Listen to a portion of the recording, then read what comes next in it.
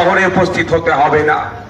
আমরা বল দিচ্ছি আপনাদের, আজকে দেখলে দেখা যাবে শিক্ষা ব্যবস্থা তলানিতে চলে যাচ্ছে। 2012 থেকে 2024 এই সমকালে